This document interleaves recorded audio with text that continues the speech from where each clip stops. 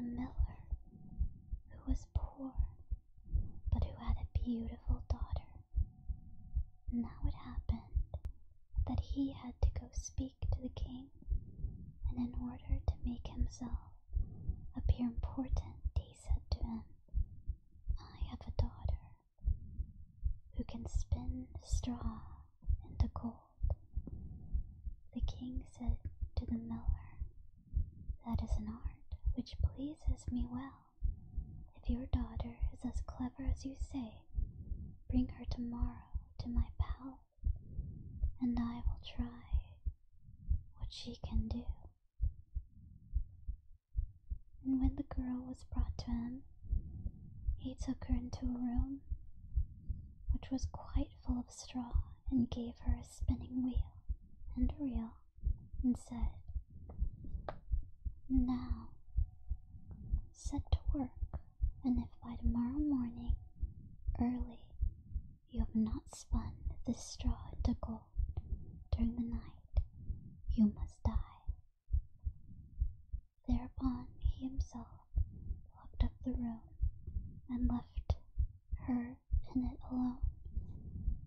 So there sat the poor miller's daughter, and for the life of her could not tell what to do.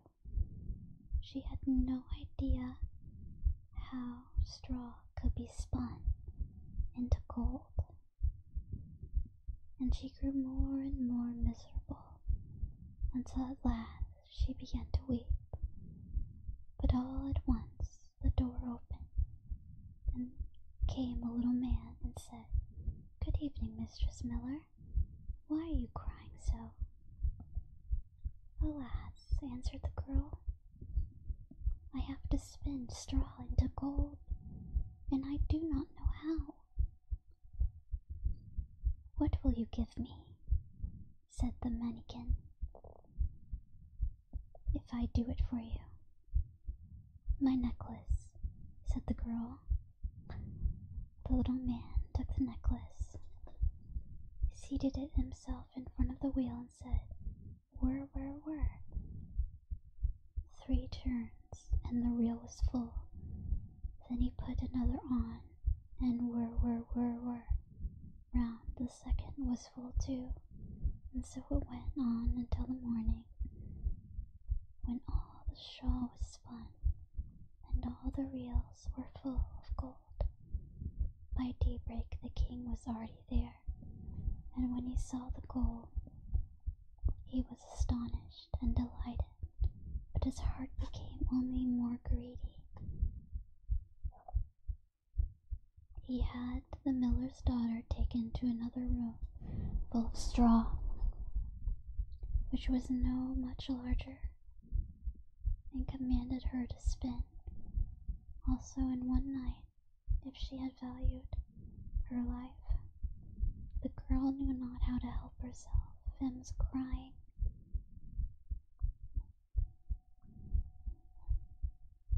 When the door again opened, and the little man appeared and said, "What will you give me if I spin that straw into gold for you?" "The ring on my finger," answered the girl. The little man took the ring again and began to turn the wheel, and by morning had spun all the straw into glittering gold. The king rejoiced beyond measure at the sight, but still he had not enough gold, and he had the miller's daughter taken into a still larger room full of straw, and said, "You must spin this too in the course of this night, but if you succeed, you shall be my wife." And he thought, even if she be a miller's daughter, I could not find a richer wife in the whole world. When the girl was alone, the mannikin came again for the 3rd time and said, "What will you give me if I spin this straw into gold for you?" "I have nothing left that I could give," answered the girl. "Then promise me you should become a queen, your first child. Who knows whether that will ever happen, thought the miller's daughter, and not knowing how else to help herself in this strait, she promised the mannikin that what he wanted, for that he once more span the straw into gold. And when the king came in the morning and found all as he had wished, he took her in marriage, and the pretty miller's daughter became a queen. A year after, she had a beautiful child, and she never gave a thought about the mannikin. But suddenly he came into her room and said, "Now give me what you promised." The queen was horror-struck and offered the mannikin all the riches of the kingdom if he would leave her child. But the mannikin said, "No. Something that is living is dearer to me than all the treasures in the world." Then the queen began to weep and cry, so that the mannikin pitied her. "I will give you 3 days' time," said he. "If by that time you find out my name, then you shall keep your child." So the queen thought the whole night of all the names that she ever heard, and she sent a messenger over the country to inquire far and wide for any other names that there might be. When the mannikin came the next day, she began with Casper, Melchior, Balthazar, and said all the names she knew, one after another. But to everyone the little man said, "That is not my name."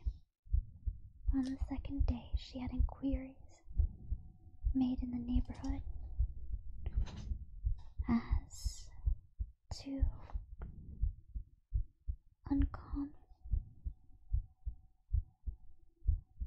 to the names of the people there, and she repeated to the mannikin the most uncommon and curious.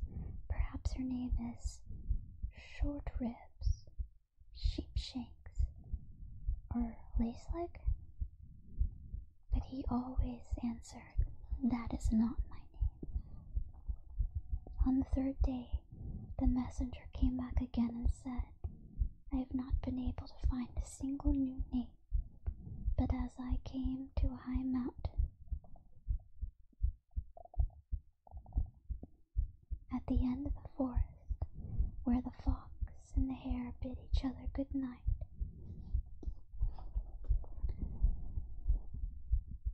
I saw a little house, and before the house a fire was burning, and round about the fire quite a ridiculous little man was jumping. He hopped upon one leg and shouted,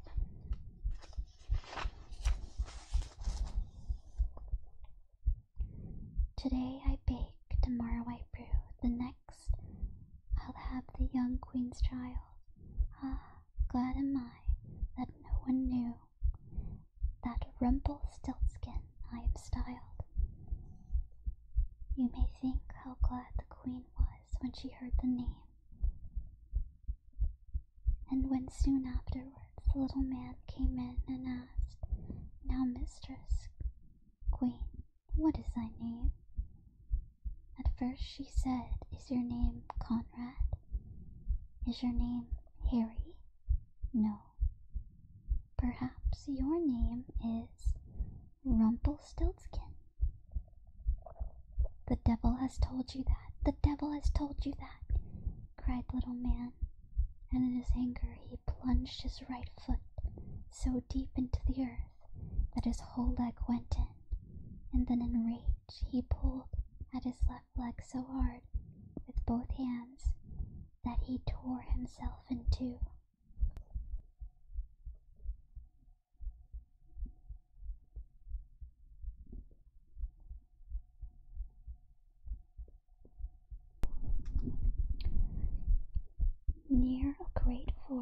dwelt a poor woodcutter with his wife and his 2 children. The boy was called Hansel and the girl Gretel. He had little to bite and had to break. And when great scarcity fell on the land, he could no longer procure daily bread. Now when he thought over this at night in his bed and tossed about in his anxiety, he groaned and said to his wife, "What is to become of us? How are we to feed our poor children when we no longer have anything even for ourselves?" "I'll tell you what, husband," answered the woman. "Early tomorrow morning we will take the children out into the forest, and when it is the thickest there, we will light a fire for them, and give each of them 1 piece of bread, and then we will go to our work and leave them alone. They will not find the way home again, and then we shall be rid of them." "No, wife," said the man, "I will not do that. How can I bear to leave my children alone in this forest? The wild animals would soon come and tear them to pieces." "Oh, you fool," said she, "then we must all 4 die of hunger. You may as well play in the planks for our coffins." She left him with no peace until he consented. "But I feel very sorry. I feel very sorry for the poor children all the same," said the man. The 2 children had also not been able to sleep for hunger, and had tears, and said to Hansel, "Now all is over for us." "Hush, Gretel," said Hansel, "do not distress yourself. I will soon find his little coat." Opened the door below and crept outside. The moon shone brightly, and white pebbles which lay in front of the house glittered like real silver pennies. Hansel stooped and put as many of them in his little pocket of his coat as he could possibly get in. Then he went back and said to Gretel, "Be comforted, dear little sister, and sleep in peace. God will not forsake us." And he lay down again in his bed. When day dawned out before the sun had risen, the woman came and awoke the 2 children, saying, "Get up, you sluggards. We are going into the forest to fetch wood." She gave each a little piece of bread and said, "There is something for your dinner, but do not eat it up before then, for you will get nothing else." Gretel took the bread under her apron, as Hansel had the stones in his pocket. Then they all set out together on the way to the forest, and when they had walked a short time, Hansel stood still and peeped back at the house, and did so again and again.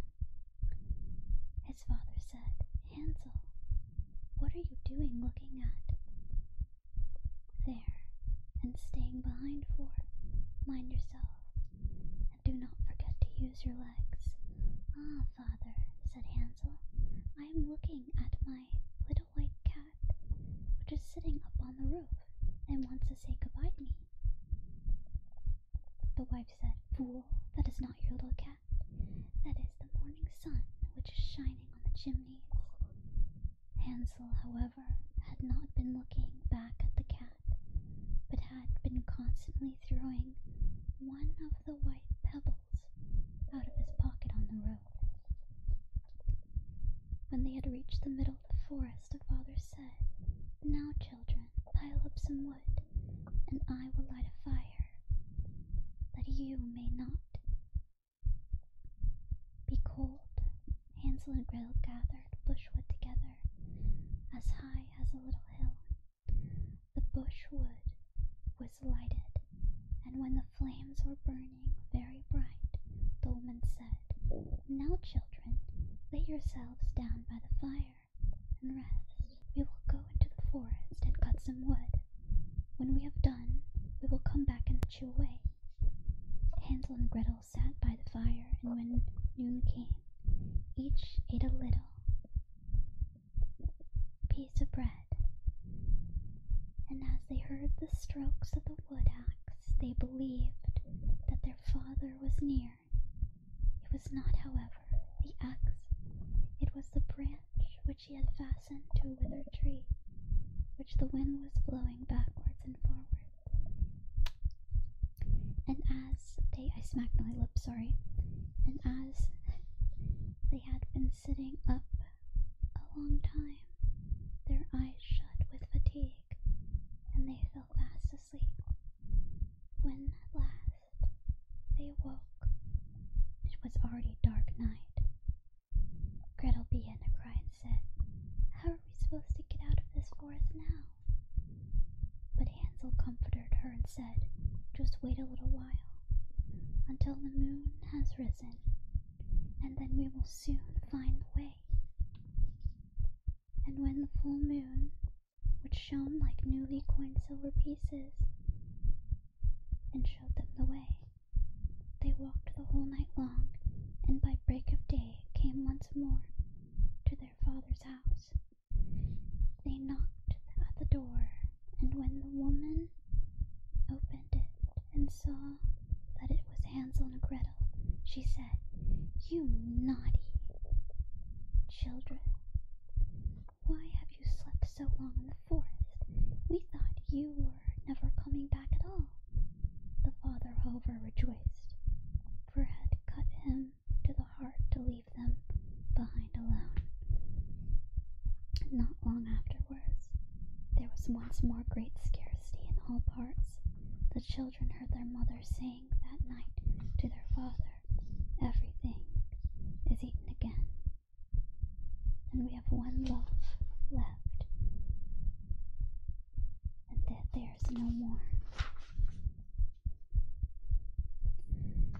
"The children must go. We will take them farther into the wood, so that they will not find their way out again. There is no other means of saving ourselves."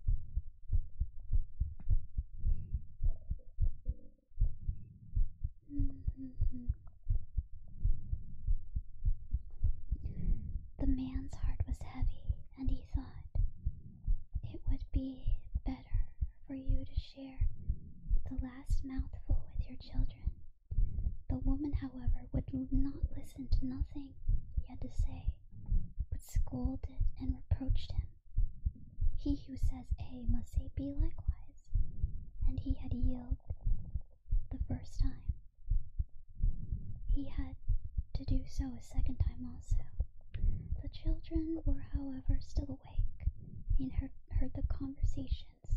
When the folks were asleep, Hansel again got up and wanted to go out and pick up pebbles, as he had done before. But the woman had locked the door, and Hansel could not get out. Nevertheless, he comforted his little sister and said, "Do not cry, Gretel. Go to sleep quietly, and the good God will help us." Early in the morning came the woman and took the children out of their beds. Their bit of bread was given to them, but it was still smaller than the last time. On the way into the forest, Hansel crumbled his in his pocket, and often stood still and threw a morsel on the ground. "Hansel, why do you stop and look around?" said the father. "Go on." "I am looking back at my little pigeon, which is sitting on the roof, and wants to say goodbye to me," answered Hansel. "Morning sun that is shining on the chimney." Hansel, however, little by little, he threw all the crumbs on the path. The woman led the children still deeper in the forest, where they had never in their lives seen before. Then a great fire was again made, and the mother said, Just sit there, you children, and when you are tired, you may sleep a little. We are going into the forest to cut wood. In the evening, when we are done, we will come and fetch you away. When it was noon, Gretel shared a piece of bread with Hansel, who had scattered his by the way. Then they fell asleep, and evening came and went. But no one came to the poor children, and they did not wake until it was dark night. And Hansel comforted his little sister and said, "Just wait, Gretel, until the moon rises, and then we shall see the crumbs of bread which I have strewn about, and will show us our way home again." When the moon came, they set out, but they found no crumbs, for the many thousands of birds which fly about in the woods and fields picked them all up. Hansel said to Gretel, "We shall soon find the way," but they did not find it. They walked the whole night and all the next day too, from the morning till the evening, and they did not get out of the forest, and were very hungry.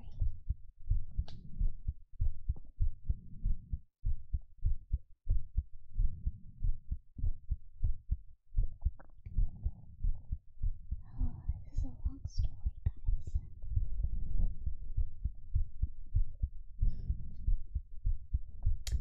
For they had nothing to eat but 2 or 3 berries, which grew on the ground, and they were so weary that their legs would carry them no longer. And they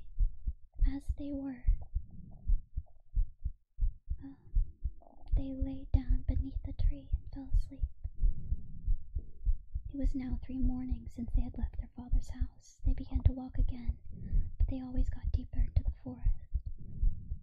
And if help did not come soon, they would die of hunger and weariness. When it was midday, they saw a beautiful snow-white bird sitting on a bough, which sang so delightfully that they stood still and listened to it. And when it had finished its song, it spread its wings and flew away before them, and they followed until they reached a little house on the roof, of which it alighted. And when they came quite up to the little house, they saw that it was built of bread and covered with cakes, but that the windows were of clear sugar. "We will set to work on that," said Hansel, "and have a good meal.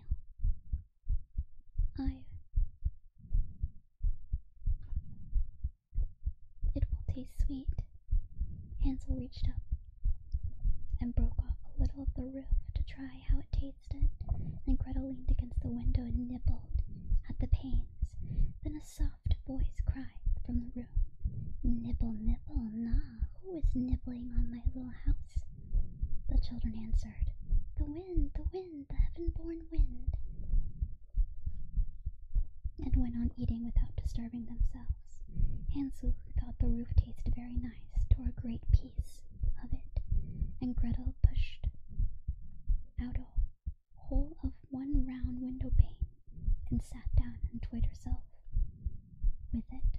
Suddenly the door opened, and a very, very old woman, who supported herself on crutches, came creeping out. Hansel and Gretel were so terribly frightened that they let fall what they had in their hands, and the woman, however, nodded her head and said, "Oh, you dear children, who has brought you here? Do come in and stay with me. No harm shall happen to you." She took them both by the hand and led them into her little house. And then good food was set before them, milk, pancakes with sugar, apples, and nuts. Afterwards, 2 pretty little beds were covered with clean white linen. Hansel and Gretel lay down in them and thought they were heaven. The old woman had only pretended to be so kind. She was in reality a wicked witch, who lay in wait for children, and had only built the little house of bread in order to entice them there. Then a child fell into her child fell into her power, she killed it, cooked and ate it. And that was a feast day with her. Witches have red eyes and cannot see far, but they have a keen scent like the beasts, and are aware when human beings are drawn near. When Hansel and Gretel came into her neighborhood, she laughed maliciously and said mockingly, "I have them, and they shall not escape me again." Early in the morning, before the children were awake, she was already up, and when she saw both of them sleeping and looking so pretty with their plump red cheeks, she muttered to herself, "That will be a dainty mouthful." When she seized Hansel with her shriveled hand, she carried him into the stable and shut him with the grated door. He might scream as he liked, but that was no use. Then she went to Gretel, shook her till she woke. She cried, "Get up, lazy thing, fetch some water, and cook something good for your brother.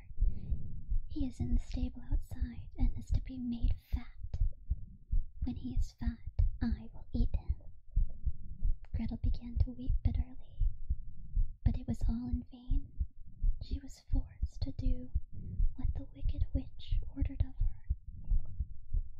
And now the best food was cooked for poor Hansel, but Gretel got nothing but crab shells. Every morning the woman crept into the little stable and cried, "Hansel, stretch out your finger, that I may feel if you will soon be fat." Hansel, however, stretched out a little bone to her, and the old woman, who had dim eyes, could not see it, and thought that it was Hansel's finger, and was astonished that there was no way of fattening him. When 4 weeks had gone by, and Hansel still stayed thin, she was seized with impatience and could not wait any longer. "Now, Gretel," she cried to the girl, "be active and bring some water. Let Hansel be fat early tomorrow. I will kill him, and I will cook him." Oh, how the poor little sister did lament when she had fetched the water, and how her tears did flow. Oh my goodness, that growl was so loud, guys. So loud. Okay.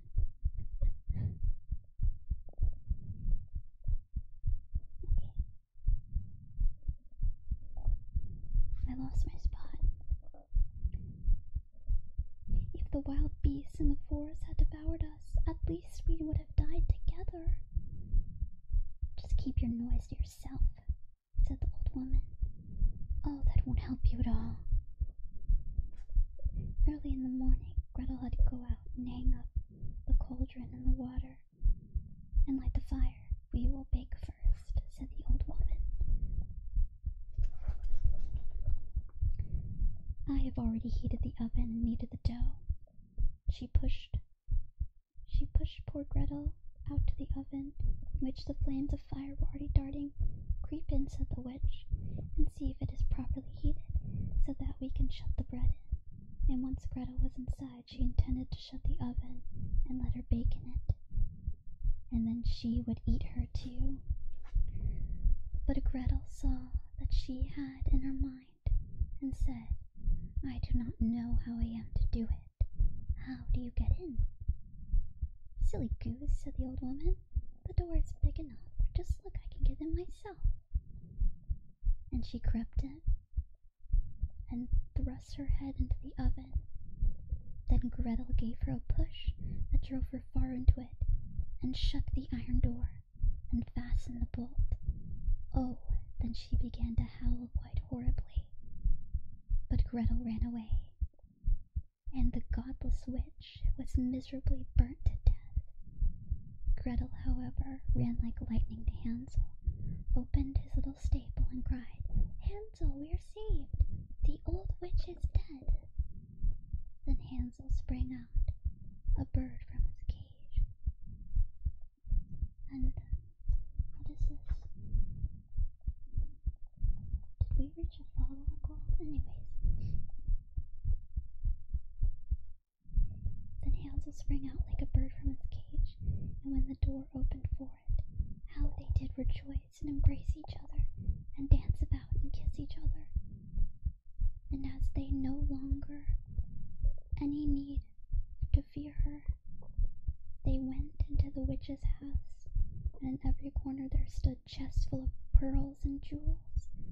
"These are far better than pebbles," said Hansel, and thrust into his pockets whatever he got in. And Gretel said, "I too will take something home with me," and filled her pinafore full. "But now we will go away," said Hansel. "What we may get out of the witch's forest." Then they had walked for 2 hours, and they came to a great body of water. "We cannot get over," said Hansel. "I see no foot plank and no bridge, and no boat crosses either," said Gretel. "But a white duck is swimming there. If I ask her, she will help us over." Then she cried, little duck, do you see? Hansel and Gretel are waiting for you. There's never a plank on or bridge in sight. Take us across when your back's so white." The duck came to them, and Hansel seated himself on his back and told his sister to sit by him. "No," replied Gretel, "that will be too heavy for the little duck. She shall take us across one after the other." And the good little duck did so, and they were safely across, and had walked for a short time. The forest seemed to be more and more familiar to them, and at length they saw from afar their father's house. Then they began to run, rushed into the parlor, and threw themselves into their father's arms. And the man had not known one happy hour since he had left the children in the forest. The woman, however, was dead. Gretel emptied her pinafore until pearls and precious stones ran about the room, and Hansel threw one handful after another out of his pocket to them. Then all anxiety was at an end, and they lived together in perfect happiness. My tale is now done. See the mouse run. Whoever catches it may make himself a big fur cap out of it. The end. There once lived a man and his wife who had long wished for a child, but in vain. Now there was at the back of their house a little window which overlooked a beautiful garden full of the finest vegetables and flowers. But there was a high wall around it, and no one ventured into it, for it belonged to a witch of great might, and whom all the world was afraid. One day, that the wife was standing at the window and looking into the garden, she saw a bed filled with the finest rampion, and it looked so fresh and green that she began to wish for some, and at length she longed for it gently. This went on for days, and as she knew she could not get the rampion, she pined away and grew pale and miserable. Then the man was uneasy and asked, "What is the matter, dear wife?" "Oh," she answered, "I shall die unless I can have some of that rampion to eat that grows in the garden at the back of our house." The man, who loved her very much, thought to himself, "Rather than lose my wife, I will get some rampion, cost what it will." So in the twilight he climbed over the wall into the witch's garden, plucked hastily a handful of rampion, and brought it to his wife. She made a salad of it at once, and ate it to her heart's content. But she liked it so much, and it tasted so good, that the next day she longed for it thrice as much, and she had before. If she was to have any rest, the man must climb over the wall once more. So he went into the twilight again, and as he was climbing back, he saw, all at once, the witch standing before him, and was terribly frightened, as she cried with angry eyes, "How dare you climb over into my garden like a thief and steal my rampion? It shall be the worse for you." "Oh," he answered, "be merciful, rather than just I have only done it through necessity for my wife. For my wife saw your rampion out of the window, and became possessed with so great and a longing that she would have ever died if she could not have had some to eat." Then the witch said, "If it is all you say, you may have as much rampion as you'd like, on one condition: the child that will come into the world must be given to me. It shall go well with the child, and I will take care for it like a mother." In his distress of mind, the man promised everything, and when the time came the child was born, the witch appeared, and giving the child the name of Rapunzel, which is the same as Rampion, she took it away with her. Rapunzel was the most beautiful child in the world. When she was 12 years old, the witch shut her up in a tower in the midst of a wood, and it had neither steps nor door, only a small window above. When the witch wished to be let in, she would stand below and would cry, "Rapunzel, Rapunzel, let down your hair." Rapunzel had beautiful long hair that shone like gold. When she heard the voice of the witch, she would undo the fastening of the upper window and unbind the plaits of her hair.